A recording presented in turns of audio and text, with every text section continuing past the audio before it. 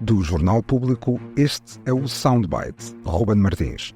E no dia em que Miguel Relvas abre a porta a um possível acordo do PSD com o Chega, viva Ana Sá Lopes. Viva Ruben. Hoje temos o debate André Ventura contra Pedro Nuno Santos. Vamos ouvir o secretário-geral do Partido Socialista esta noite na TV. Quando há portugueses, e há portugueses que infelizmente cometem crimes no estrangeiro, e há uma coisa que nunca me passou pela cabeça, nem permito, é que se retira conclusão sobre a comunidade portuguesa a partir de alguns portugueses que cometem crimes no estrangeiro. E nós devemos combater a estigmatização de qualquer comunidade. Os nossos portugueses não são comparáveis. E, portanto, há muita gente que está em Portugal a trabalhar e não devem ser estigmatizados. É desta noite o debate, um dos debates mais esperados. Os debates com o líder do Chega também têm esta coisa de deixarem as pessoas mais expectantes, é normal, as audiências também mostram isto mesmo. Tenho uma crítica, normalmente os jornalistas vão sempre a reboque destes temas que são mais populares ao Chega.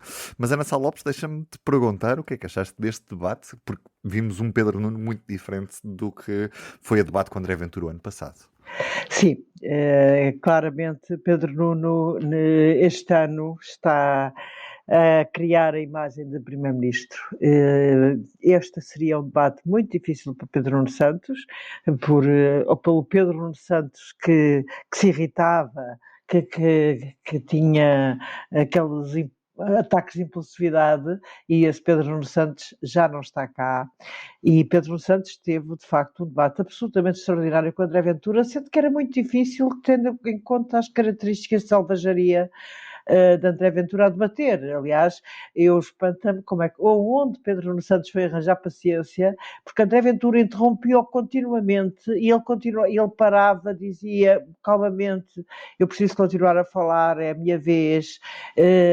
Ele basicamente, ele parecia o adulto, de facto, e como é, sem dúvida nenhuma, é o adulto na sala, é aquele que pode ser primeiro-ministro, a debater com uma pessoa que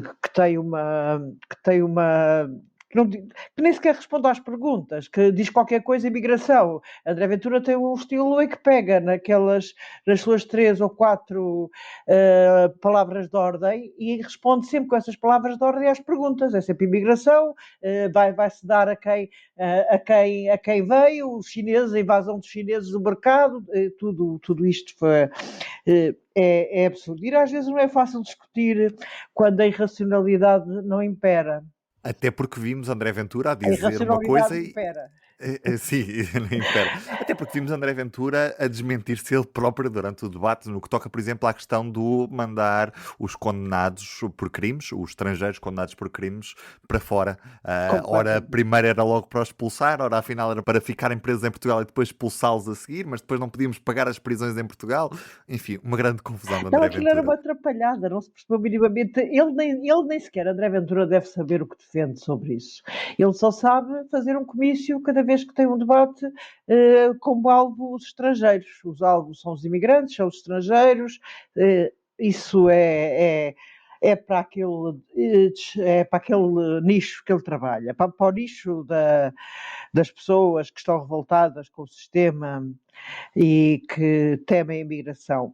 O Pedro Nuno Santos esteve muito bem, não só a não cair na esparrela de se deixar entrar um debate como se André Ventura fosse adulto, que não é, mas respondeu-lhe à letra em vários momentos, nomeadamente este que escolhemos como som, de que quando ele estava a pôr em causa toda a comunidade... estamos a falar da comunidade indiana e da comunidade do Bangladesh, por causa do Martim Muniz. Quando Pedro Nuno mostrou uma fotografia de Pedro Nuno Santos a almoçar com essa comunidade, e Pedro Nuno Santos responde que cada vez que um português comete um crime lá fora, ele não gostaria que toda a comunidade portuguesa fosse... Que também cometem, como é evidente, que toda a comunidade portuguesa fosse considerada criminosa, que é exatamente o que André Ventura faz relativamente agora a brasileiros, por causa do crime de Braga, faz a indianos, faz a chineses, é mais com o comércio. Depois percebe-se que André Ventura não tem o mínimo de noção de economia. Aquela parte relativamente às tarifas de Trump foi inacreditável, porque nem foi absolutamente inacreditável quando ele diz que à conta do comércio com a China estamos a dar cabo do nosso setor do calçado, quando o nosso setor do calçado só existe exatamente porque não vive do mercado interno, mas vive da exportação. Isso aí foi uma ignorância total da economia, que ele é de direito, não é economista, mas tinha a obrigação de ler qualquer coisinha nos cadernos. Acho que Pedro Nuno Santos, de facto, está a revelar-se um grande trunfo este ano nos debates. Não quer dizer que os debates depois signifiquem vitórias eleitorais. Já vimos muita gente ganhar debates e depois perder eleições. Ainda falta um mês para as eleições, não é? Portanto, as pessoas depois esquecem-se.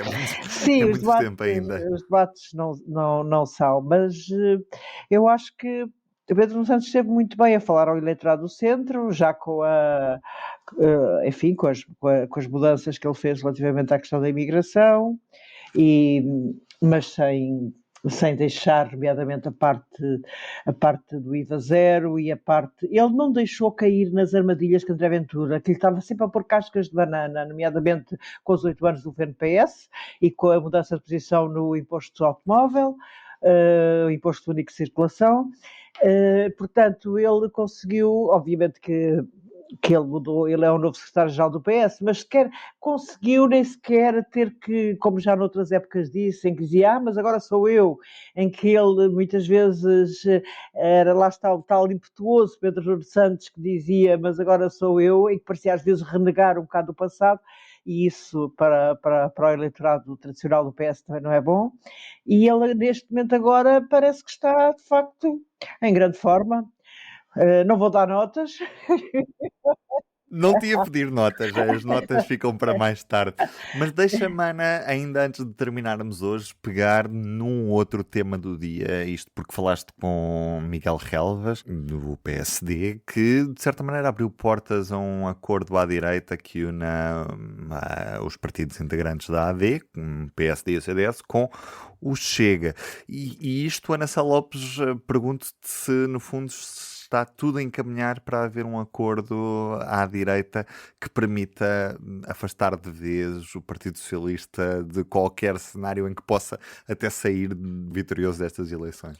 Eu acho que quando António Costa forma a Geringonça em 2015, cai um muro. Ficando em segundo lugar, cai o muro. E muita gente até foi contra, mesmo dentro do PS, essa opção de António Costa, porque considerava uma questão oportunista, porque ele conseguiu formar governo, mas foi muito vitorioso ao formar governo dessa maneira.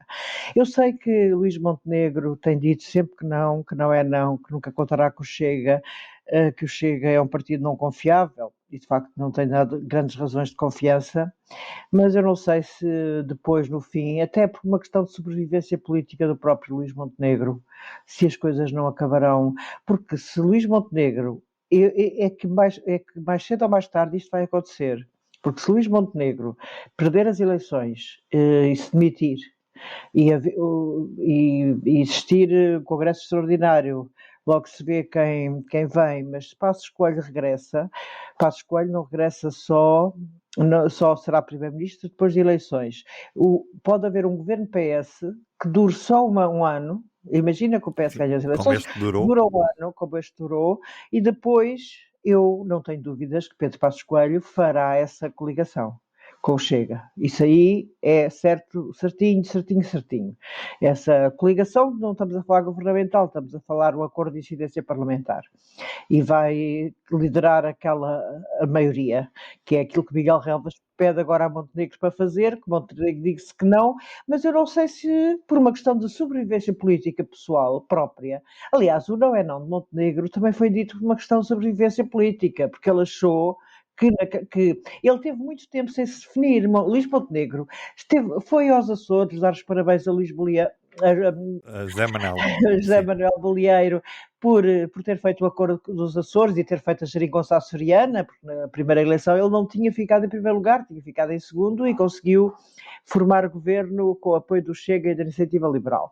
Portanto, e Luís Montenegro foi dar-lhes parabéns. Isto quando havia um confronto interno no PSD, que era Luís Montenegro contra Jorge Moreira da Silva. Jorge Moreira da Silva estava totalmente contra o acordo dos Açores e Luís Montenegro foi lá abraçar Bolieiro e dar-lhe os parabéns sobre o acordo. Portanto, aquilo foi muito tempo em que Luís Montenegro manteve uma certa indefinição. E quando percebeu que, se calhar, a maioria absoluta do PS se deveu à indefinição de Rio, resolveu criar uma definição. Este não é não, mas depende muito dos resultados eleitorais, mas eu já não estranhava nada que o não é não se transformasse num talvez e depois num sim. Ana, vai ser engraçado seguir isto. Um beijinho. Até amanhã. Até amanhã. Beijinhos. O Soundbites é um programa de Ana Sá Lopes, Helena Pereira e Ruben Martins. A música original é de Ana Marques Maia. Siga o podcast na sua aplicação preferida para não perder os novos episódios. O público fica no ouvido.